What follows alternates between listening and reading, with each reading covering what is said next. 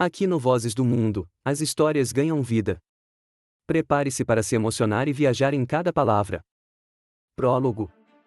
Caminhos cruzados, uma entrega, uma lição é uma história sobre colisão de mundos distintos, onde um jovem negro e humilde entregador é forçado a confrontar o preconceito de uma mulher rica e privilegiada. Através de uma entrega aparentemente comum, vidas se entrelaçam, e uma jornada de autodescoberta e transformação começa. Clarice, uma mulher acostumada a julgar o mundo a partir de sua posição de poder, é forçada a olhar para dentro de si e reconhecer suas falhas, enquanto Miguel descobre que sua voz tem o poder de provocar mudanças reais. Na intersecção de suas histórias, reside uma mensagem poderosa sobre empatia, humanidade e a necessidade urgente de quebrar as barreiras que nos separam. Esta é uma narrativa que nos desafia a olhar além das aparências e a considerar que, no fim das contas, todos estamos apenas tentando encontrar nosso lugar neste mundo vasto e complexo. Capítulo 1 – A entrega que mudou tudo. Miguel era um jovem entregador, de 23 anos, com a pele negra e olhos castanhos que transmitiam uma profundidade de sabedoria que ia além de sua idade. Ele morava com sua mãe em um pequeno apartamento na periferia de São Paulo e trabalhava longas horas para sustentar sua família e financiar seus estudos de engenharia. Apesar das dificuldades, Miguel nunca se deixava abater. Ele sabia que a vida era dura, mas acreditava que, com esforço, poderia alcançar seus sonhos. Certo dia, enquanto pedalava pela cidade, Miguel recebeu uma nova solicitação de entrega em um dos condomínios mais luxuosos da cidade, os Jardins do Éden. Ele já havia ouvido falar daquele lugar: ruas arborizadas, mansões com jardins impecáveis, seguranças particulares e moradores que mal olhavam para quem passava. Apesar de ser um ambiente hostil para um jovem como ele, Miguel aceitou a entrega. Afinal, um pedido a mais significava alguns reais a mais no fim do dia. Chegando ao portão do condomínio, Miguel sentiu o olhar severo dos seguranças. Ele entregou o celular com os detalhes da encomenda e aguardou o procedimento usual de verificação. Os minutos passaram e ele começou a se sentir desconfortável. Os seguranças olhavam de cima a baixo, como se ele não pertencesse àquele lugar e, de fato, aos olhos deles, ele não pertencia. Após alguns instantes, um dos seguranças devolveu o celular de Miguel com um sorriso sarcástico e o liberou para entrar. Ele pedalou devagar, absorvendo a atmosfera opressiva que o cercava.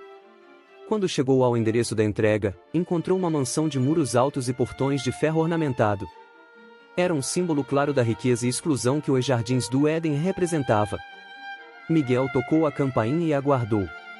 Depois de alguns minutos, uma mulher apareceu na varanda do segundo andar. Ela era Clarice, uma senhora de cerca de 50 anos, cabelos louros tingidos, com o rosto esticado pelas várias cirurgias plásticas. Seu olhar era frio e distante, como o de alguém acostumado a olhar o mundo de cima. "Você não deveria estar aqui", gritou Clarice, com uma voz cortante. "Desculpe, senhora. Estou aqui para entregar seu pedido", respondeu Miguel, mantendo a calma. Clarice bufou. "Deixe na calçada. Não quero gente suada e fedida perto da minha casa." Miguel sentiu o impacto das palavras, mas manteve-se firme. "Senhora, preciso de uma assinatura sua para completar a entrega." Clarice desceu lentamente as escadas, e quando abriu o portão, sua expressão era de desdém. "Você acha que pode simplesmente entrar aqui e exigir que eu faça algo? Eu deveria chamar a segurança para tirar você daqui." Miguel suspirou. Ele já havia enfrentado preconceito antes, mas ainda assim, cada insulto tinha um peso que ele precisava carregar. "Não quero causar problemas, senhora. Estou apenas fazendo o meu trabalho." Clarice tomou o papel da mão dele, assinou rapidamente, mas não sem antes adicionar um comentário final: "Gente como você deve saber seu lugar. Não deveria nem tentar sonhar com uma vida como a nossa." Miguel ficou parado por um momento, absorvendo o veneno naquelas palavras. Ele sentiu uma raiva crescer dentro dele, uma revolta silenciosa, mas não respondeu. Guardou o recibo, montou na bicicleta e começou a pedalar de volta, sentindo o olhar julgador de Clarice em suas costas. Capítulo 2 – O poder da humilhação e da esperança. Ao voltar para casa naquela noite, Miguel estava abalado. As palavras de Clarice ressoavam em sua mente. Ele sabia que o preconceito era um monstro silencioso que se escondia nas sombras do cotidiano, mas enfrentá-lo diretamente sempre era uma experiência dolorosa. Ao chegar em casa, sua mãe, Dona Marta, percebeu que algo estava errado. Ela conhecia muito bem o filho que criará com tanto amor e sacrifício. Meu filho, o que aconteceu? Perguntou ela, com um olhar preocupado. Miguel hesitou por um momento, mas decidiu contar a verdade. Hoje, fui humilhado por uma cliente. Uma mulher rica de um daqueles condomínios de luxo. Ela me fez sentir que eu não valho nada. Dona Marta suspirou, sentindo a dor de seu filho como se fosse sua própria. Ela havia passado por situações semelhantes ao longo de sua vida, mas nunca perdeu a fé. Miguel, eu sei que o mundo pode ser cruel, mas você não pode deixar que pessoas como essa senhora definam quem você é. Você é um jovem trabalhador, inteligente, e com um futuro brilhante pela frente. As palavras da mãe eram como um bálsamo para a alma ferida de Miguel. Ele sabia que ela estava certa, mas a ferida ainda estava aberta. Naquela noite, ele não conseguiu dormir bem. Seus pensamentos vagavam entre a raiva e a tristeza, mas também uma estranha sensação de desafio. Clarice podia tê-lo humilhado, mas ela não o conhecia. Ela não sabia do que ele era capaz. Nos dias seguintes, Miguel continuou com seu trabalho de entregador, mas a experiência com Clarice não saía de sua mente. Ele sentia que precisava fazer algo, mostrar a si mesmo e ao mundo que ele era mais do que aquele momento de humilhação. E foi aí que ele teve uma ideia. Ele sabia que Clarice era uma pessoa influente e que sua mansão era um símbolo de sua riqueza e poder. E se ele pudesse usar aquela mesma entrega para provar um ponto? Miguel começou a planejar. Ele decidiu juntar um grupo de entregadores, amigos seus que também enfrentavam humilhações diárias nas ruas da cidade. Eles eram homens e mulheres que lutavam contra o preconceito, a desigualdade e a falta de oportunidades. Eles eram como ele, mas juntos, poderiam ser uma força a ser reconhecida. Uma semana depois, Miguel voltou aos Jardins do Éden. Desta vez, ele não estava sozinho. Ele estava acompanhado por uma fila de entregadores, todos vestindo camisetas brancas que diziam, trabalhadores com dignidade. Eles pararam em frente à mansão de Clarice, e Miguel, com um megafone na mão, chamou a atenção da mulher. Clarice apareceu na varanda, confusa e irritada. O que é isso? Quem você pensa que é para voltar aqui e fazer essa confusão? Miguel olhou diretamente nos olhos dela, sem medo. Eu sou Miguel. Sou um entregador, um trabalhador. E estou aqui para mostrar que nós, entregadores, não somos invisíveis. Somos seres humanos, com sonhos e dignidade. E estamos cansados de ser tratados como menos. A multidão de entregadores aplaudiu, e Clarice, sem palavras, apenas observou, desconcertada. Ela estava diante de algo que nunca havia considerado, a força da união de pessoas que ela sempre desprezou. Capítulo 3 – Uma faísca de mudança. Miguel estava determinado a transformar sua humilhação em algo maior. As palavras e o olhar de desdém de Clarice ainda ecoavam em sua mente, mas ele sabia que ficar preso à dor não o levaria a lugar algum. Após a manifestação em frente aos Jardins do Éden, uma onda de solidariedade e apoio começou a se formar nas redes sociais. Pessoas de todos os cantos da cidade comentavam sobre a coragem de Miguel e dos entregadores que o apoiaram. A hashtag Dignidade na Entrega começou a ganhar força. Os dias que se seguiram foram intensos. Miguel recebeu várias mensagens de apoio de outros entregadores, ativistas e até mesmo de alguns moradores de condomínios de luxo que simpatizavam com sua causa. Sentia que, finalmente, estava começando a ser ouvido, e isso lhe dava uma sensação renovada de propósito. Enquanto isso, Clarice enfrentava uma reação oposta. No conforto de sua mansão, ela estava furiosa. Não conseguia acreditar que aquele entregador ousado tivesse desafiado sua autoridade e manchado sua reputação. Ela começou a receber mensagens de conhecidos e vizinhos, alguns criticando sua postura, outros apenas curiosos sobre o ocorrido. Clarice sempre viveu em uma bolha de privilégios e nunca foi confrontada com as realidades daqueles fora de seu círculo social. Agora, ela se via forçada a lidar com algo que sempre ignorou. Decidida a proteger sua honra, Clarice contatou uma advogada de confiança e preparou um processo contra Miguel, alegando invasão de propriedade e danos morais. Para ela, aquela era a única forma de restabelecer sua autoridade e mostrar àqueles que a cercavam que ela não se curvaria. No entanto, algo começou a mudar em Clarice. À medida que as críticas nas redes sociais aumentavam, ela começou a ler as histórias de outras pessoas que comentavam sobre discriminação, preconceito e dificuldades. Embora ainda estivesse decidida a levar adiante sua ação judicial, uma pequena parte dela, até então adormecida, começou a questionar sua perspectiva de vida. Miguel, por outro lado, começou a se preparar para o que viria. Ele sabia que Clarice não deixaria passar o que havia ocorrido, mas, ao contrário dela, ele não tinha recursos para contratar advogados caros ou passar dias em tribunais. Mesmo assim, ele decidiu enfrentar a situação de cabeça erguida. Contatou uma organização de direitos civis que se prontificou a oferecer apoio jurídico e, em pouco tempo, seu caso se tornou um símbolo de luta contra a discriminação e o preconceito.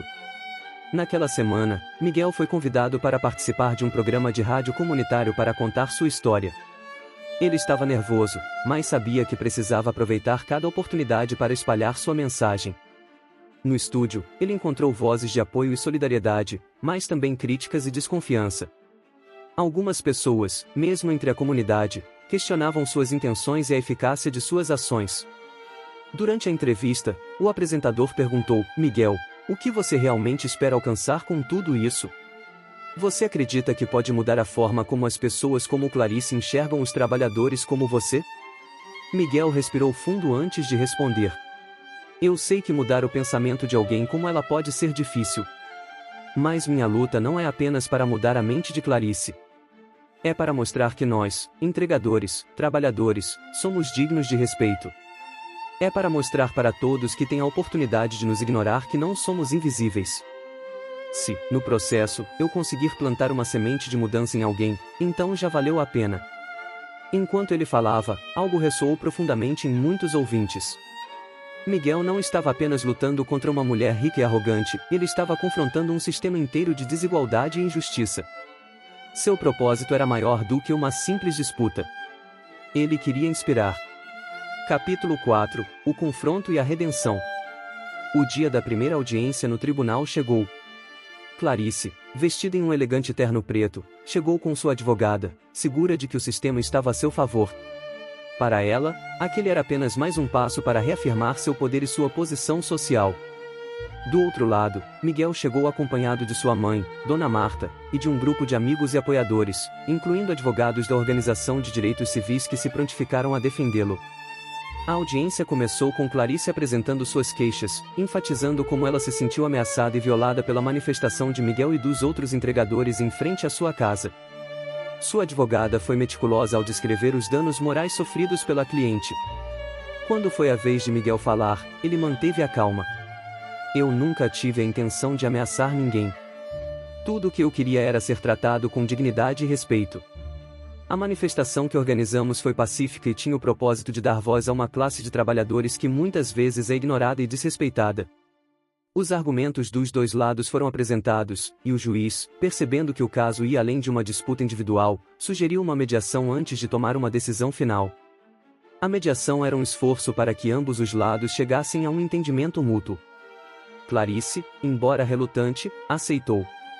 Na sala de mediação, ela e Miguel se sentaram frente a frente, cada um com seus respectivos representantes.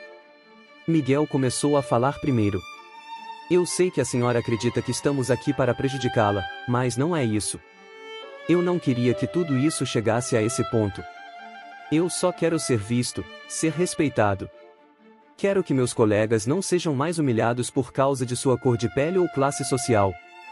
Clarice ficou em silêncio por um momento, como se absorvendo aquelas palavras pela primeira vez. Ela sempre viveu em um mundo onde pessoas como Miguel eram apenas rostos desconhecidos, engrenagens no grande motor de sua vida confortável. Nunca se importou em conhecer a história de ninguém fora de seu círculo. Mas agora, sendo confrontada diretamente por Miguel, algo dentro dela começou a quebrar. Eu nunca pensei sobre isso dessa forma, ela admitiu, com uma voz vacilante. Sempre achei que estava apenas vivendo minha vida, sem prejudicar ninguém. Mas talvez eu tenha falhado em entender o impacto que minhas palavras e ações têm. A tensão na sala começou a diminuir. Embora Miguel soubesse que Clarice ainda tinha um longo caminho pela frente, ele viu uma faísca de reconhecimento nos olhos dela. A mediação terminou sem um acordo formal, mas com uma promessa de diálogo e reflexão. Nos dias que se seguiram, Clarice começou a refletir sobre sua vida. Ela não sabia como lidar com a enxurrada de emoções e pensamentos conflitantes que sentia. Decidiu, então, fazer algo inesperado, conhecer Miguel e sua realidade de verdade. Ela ligou para ele e pediu desculpas pela maneira como o tratou. Embora Miguel ainda estivesse cético, ele aceitou a oferta de um encontro. Naquele encontro, Miguel levou Clarice a um passeio por seu bairro, mostrou sua casa e apresentou sua mãe. Clarice viu de perto o que significava viver fora de sua bolha de privilégios. Ela conheceu as pessoas, ouviu suas histórias e sentiu um peso que nunca havia sentido antes. Pela primeira vez, Clarice se abriu para a possibilidade de mudança. Com o tempo, Clarice se envolveu em projetos sociais na periferia, tentando aprender e contribuir. Sua jornada de redenção foi lenta, mas genuína. Miguel, por sua vez, encontrou em sua experiência com Clarice uma renovada vontade de lutar por um mundo mais justo, não apenas para ele, mas para todos que, como ele, enfrentavam discriminação e desigualdade diariamente.